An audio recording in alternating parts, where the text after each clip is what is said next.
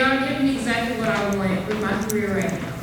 So, knowing me, a lot of people probably do not know me. When I first got started as an artist, I actually was 4 years old, and my parents, they're both in the medical field, so they didn't know what to do with my talent. And with them also being in the military, they weren't getting paid a lot. They didn't really have the opportunities to help me with my career. I used to make paint out of berries. Anything that I could get my hands on, that's what I did. I really didn't get into painting until my senior year of high school. I was a creator first. I did what I could with what I had. And as I got better, my parents were like, "You're really, really good at this. Why do you create?" That was just their question to me. And for me, art was self-therapy. I had gone through a lot in my life, and it was to a point that I actually wanted to end my life at 9 years old. And instead of going a negative route, I decided to use art as my escape. It was my light. It was something that helped me get out of those negative situations when I had nobody. But once I got to middle school, I saw how it was bringing that same joy to my counterparts, my peers, my teachers. They didn't really talk to me much because I was a quiet spirit, but I saw how they were like, "Ija, you're really good. You're painting on you're drawing on your test instead of doing your test." Instead of giving me failing grades, they actually would pay me like $25 to buy my test and say, "Well, we'll just let you retake it. You know you're smart, but your art is where your heart is." So I'm really big on community because they could have very easily just gave me an F and kicked me out of class for not doing anything.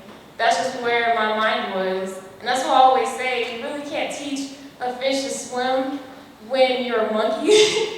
And I say that with a lot of teachers because they could have been like, "You need to fit in a box." When you really can't fit in a box, when you're different. And I appreciate all the adults in my life that did not keep me from being who I am because of that. And as I got better and better, it actually became a hustle for me. I was a big advocate of never being broke. So I would sell like origami pieces. I would sell little sketches I would do in between classes to my peers and my teachers alike. And as I got better, they were like, "You need to do something with this." So I actually turned it into a business where I did portrait drawings, just sketches, something quick to do. And my dad, being a Stryker orthopedic sales rep, who is a person who sells bone implants and then he puts it in you. He would always tell me, "I can teach you the business side because I don't really know the art. You need to do that yourself." And over time, I just learned how to hustle. I learned how to do it myself. Nobody wanted me to do this career, you guys, at all. My grandmother, to this day, rest her soul, she would tell me, "You need to be an architect. Use your art to draw for buildings."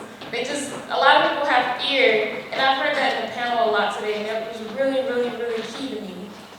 Knowing your worth, knowing that there's only one you, and can't nobody be you, that is the first investment that you need to have in yourself. You will always be sad. You'll never be able to fight your inner self and be who you are authentically if you just keep following the passions of your loved ones. My mother, she was a nurse, and she always told me the number one thing that always triggered her with her patients was when they were on their deathbed, they always said they regretted. And the one thing they regretted was doing things for people they loved and never really experiencing who they were. Don't be that person. I learned that very young. And I was like, I would never want to die not knowing who I truly was. That takes a lot.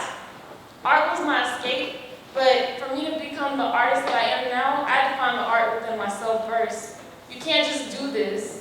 You really have to do a lot of self-discovery because if you can't invest in you, you can't expect other people to do it. You gotta know who you are. You gotta be able to stand by who you are. So when I got to high school, it became a big thing. Everybody knew who Ija was. But I got my first big gig my senior year of high school. I was given the opportunity to be a part of Future Business Leaders of America, which was a club that we had at our school, but I placed third in the nation for it. They gave me the opportunity to use that grant money to move back to Louisiana, which, by the way, I call myself a NOLA Cola. because I'm actually part of New Orleans. And from there, that's where I got my start. A lot of people, they like to stay in their craft and do what they want to do, but sometimes you got to get out your comfort zone to really be in your comfort zone. And for me, that was creating Mardi Gras floats, painting kids' faces during Mardi Gras parades, just doing anything I could do, odd jobs, until I could get to where I wanted to be as an artist. And I was okay with that, because I knew there was nothing else in this world I wanted to do, because when I graduated high school, my mom made an account for all of her kids to start a job they didn't want to do. She needed us to know how it felt to work to prepare for somebody else's dreams, where you don't have the opportunity to really do what you want. Somebody else is in control of your life. I was a cake decorator at a bakery called Rouse's in Tupelo, Louisiana, and I hated it. It just showed me that no matter how old you are, some people just never grow up. And a lot of people are okay and comfortable with being stagnant. I did not want to be one of those people. So I actually ended up leaving that job. And my mom was like, well, you can stay with me as long as you're doing something with your art. If you don't ask me nothing, if you're cooking by yourself, you can stay here. And I used that money to come back home. I was the youngest ever at Essence Fest in Louisiana at 18 years old. And when I went, I asked the lady, I don't have the funds to really be a part of this giant show. And she told me herself, she said, Ija, I love your work. I couldn't believe what she said to me. I was like, ain't no way this lady likes what I do that much. And she told me she would let me have it for $500. That's all I paid to go there. And after that, I had made so much money, I was able to come home. And I wanted to show people that I could make it in my city. Because I was sick of not having that representation here. And it was hard. When I came back, I was working at Cracker Barrel. I lived in my car for 3 months. I didn't have anywhere to go. I was homeless. And I always tell people this because they'd be like, oh, sorry, Ija, I'm so sorry that happened to you. I live for experience. Because once you get to your destination, you gotta keep going. There's a constant travel that goes with your life. There's no way of just getting there and be like, I made it. There's always something new to experience. And I enjoy the struggle, if you want to call it that. I think they're just life experiences. And in that time, I used to walk back and forth to my jobs. I didn't have a car at the time. And I actually was at Cracker Barrel selling my work still. I would keep a portfolio in my back pocket. And during the times where the cash registers wasn't working, I would go down the line and show everybody my art book. Be like, hey y'all, look, I'm an artist too. And it got me jobs to the point where I was able to get my first apartment off of that money. After I left there, I actually was picked up by Verizon. And I was working there for a good time because they paid well. I enjoyed that job because I'm a saleswoman at heart. I can sell you some phones.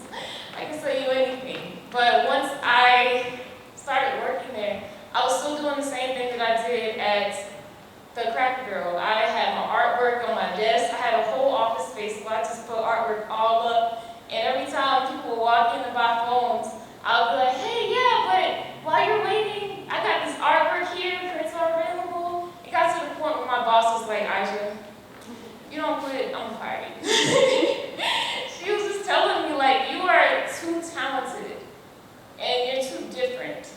There's no reason for you to be here. Do what other people fear to do so that you can show them that there is no fear to be had. Just because people have never tried before, just because you don't know where you're going to go, you don't know how you're going to get there, do it anyway. When I left that office, 6 other people left with me. They own barbershops now. They own hair companies. They are fashion designers. I've painted for some of these people just because. And when I made that decision, it was scary because I have an apartment now. I have a car. I got to pay my bills. And I was only getting opportunities every now and then. But in that, I was very resourceful. You don't need money sometimes. You can make it happen with what you have. My grandfather was really big on bartering. He always told me, like, just because somebody is a farmer, don't look down on them if you're a doctor because you couldn't do what they do. Use what you got to get what you need. So if my car broke down, I hit up a mechanic. hey, you want to paint it? I'll charge you a painting for an oil change. I was doing things like that. Sometimes you don't have to pay anything to get where you need to go. Just do what you gotta do to get there. Like everybody has been saying on this panel, you gotta really want this. You gotta breathe it, you gotta eat it, you gotta everything. Sometimes you won't even have anything, but it's worth it. And I did a vegan, that's really difficult. So, I say all that to say this, even in that time, I never gave up. And it took one opportunity in South Carolina that blew me apart. I did an art piece at the fair, and I just submitted it randomly. It was a piece called Fair.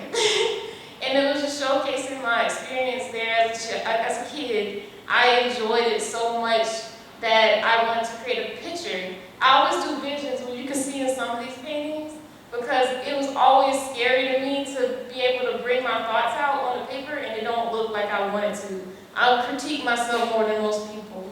And I feel like a lot of artists can relate to that. So I wanted to use that imagery in my work. But when I created that piece, the mayor of Casey saw it and was like, Ija, I love that little girl. It was 2 months later, she reached out. And she's like, I love that little girl, Ija. I need it on a building. I was like, a building? I've never painted a mural before, but I've done other things that I've never done before, and I just tried. And it turned out to be now a national landmark in Casey, South Carolina. Casey Warners. That was 3 years ago. Ever since then, I have been doing anything. I feel like once people get out of their own way and realize you can do whatever you want, there's no book of life. Everything that we go through from the moment you're born, you don't have any rules. Like there's nothing to follow. It's abstract. My business plan literally is painting positive vibes on the canvas of life. Your canvas is whatever colors you paint from your experiences. Good or bad, you make the most of it. Don't choose negative because that's just as hard as choosing positive. Be you. Y'all said it a lot. My hands will start clapping so much. But I'm serious. Be yourself, because no matter who's hurt you, no matter what made you do things you do now as an artist, it's worth it. You're worth it. If anything, use it to fuel your fire. Like, I'm not gonna let anybody that's hurt me or doubt me get any more power. I'm gonna give myself that power. And that's what I've been doing. Ever since after that experience, I've been getting jobs all over. I swear, it is like that. You can plan your life all you want, but things that come to you, it's literally just from the audience coming to you. Be the flowers so the bumblebee will come to you. You don't need to be anything else. You are enough, because your roots are what you built. Be yourself. And in that, the NFL reached out to me. When the NFL reached out to me, I thought it was spam. I did not believe that they really wanted me to do an art piece. I've known, the way I set myself apart is, my dad always said, Ija, you know where you are in this world, what your position is. You need to be fast. I'm a fast artist. I actually can create a mural in less than a week. All these paintings around me have been done in a day. I actually did a painting today before I came here. So that's what the NFL saw in me, and they said, hey, why don't you do a piece for Artist Replay? You got 3 days, and we putting it on our social media, and it's going to be at the Super Bowl. So whatever you make is what we're putting out. And I was like, it's easy peasy. I've been doing it for so long. And that's the thing, the more you work at something, it's just second nature. You don't really care anymore.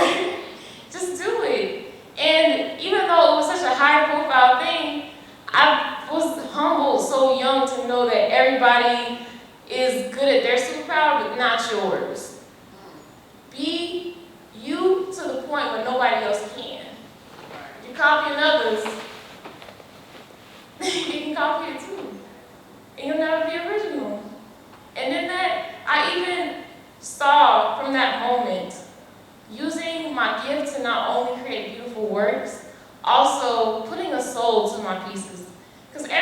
be beautiful, but having a message that somebody can carry with them, even if they can't buy your artwork, meant a lot to me. And with that piece, that was one of my first signature pieces that I did that. I painted 2 kids on the field, looking up. What are y'all gonna do? We are the next generations. We are setting the marks for who's to come after us. We can do all we want with trying to build ourselves, but what are we gonna do for them? Because they are gonna come when we die. We gotta be there. That's why I'm happy to even be on this stage and be able to talk to y'all. Because I'm just y'all. I'm a little girl right there. I wish I had the opportunity when I was this young. I never did. It's a big deal. And even after NFL, I got more opportunities. We've been uncovering historical landmarks here in Columbia, South Carolina. I was able to paint a 700-foot by 800-foot building by myself in 3 weeks of Black Wall Street here in South Carolina. They did not tell anybody that existed for years. And I spoke to a lady who owned a building inside of that space. And she said to me, Ija, I thought I'd never see where I made my money and retired off of it again. Because when they tore that building down, I never got to see it in history. She's 97 years old. And all she told me when I asked her for advice was, be you, baby. Because if you're you, can't nobody take that from you. And that just makes you valuable. Because even if they go outside and be like, you're too expensive, we can't afford you, they're going to miss out. It's their loss, not yours.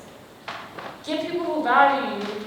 Don't be a prostitute to your art, no matter what kind of art it is. Give yourself value, because you're going to strain yourself and be very upset with the outcomes of not being authentically yourself. And after that, I had just continued to create. I create and I create and I create. And I branch out. I don't just paint. I've done mosaics. I was accepted to SCAD before I moved to Louisiana. And they paid half my tuition. It was like, you still owe $100,000. And I went to SCAD day, and the professor who was over the abstract department there was like, Ija, you see all these art pieces that we've been teaching in these classes? I know you can't afford to come here. Don't disservice yourself by being in debt when all these artists that we're teaching these kids didn't have a teacher. We're teaching them what they taught themselves. Their uniqueness is why they're in our books. Use your uniqueness to be in a book, because history don't teach people about people who didn't do anything or been copying. They teach things about what has never been seen before. And all of y'all have the potential. I don't care who you are. You do. I'm no different from y'all, I promise. And I'm just happy to be here to be able to do something like that for y'all. And honestly, one thing I can't leave y'all with is no matter who you, if you're alone, if you don't have nobody in your corner, be your own mother, be your own father. It's about time a lot of people, I don't care how young you are, be your own parent. What would you allow your child to go through? What would you want for them? Y'all need to do that. Let your brain be your parent to your heart, so your heart can be as free as it wants to be. It desires and it deserves that. I've been through a lot. I know all of y'all probably have too. But that don't make you any less than, because y'all didn't ask for nothing. Y'all didn't even ask to be in this world. So the most you can do is make it all that you can for yourselves. And I really just thank y'all for coming, because I don't care if there was one person in here. Y'all done inspired somebody. Because I was that little girl at 4 years old and didn't have nobody. Nobody believed in me until I made it. This is 10 years of work. This is not overnight. And this is me not having any reference. Nobody. My mom was, all of them were in medical and business. But they were like, Ija, you can't see nothing Ray Charles couldn't see. But he still made it happen. That's physically, but literally, in a literal sense, even if you don't have a trail, make a trail for other people to be able to follow, so they can make their own trails. We gotta stop reading the same stuff over and over again and complaining. You gotta take a stand. I just did a piece today about accountability. gotta be accountable for your life, young or old, because you only get one. When you're out of here, would you be satisfied? Would your conscience be happy with what you decided to do? Because only you know.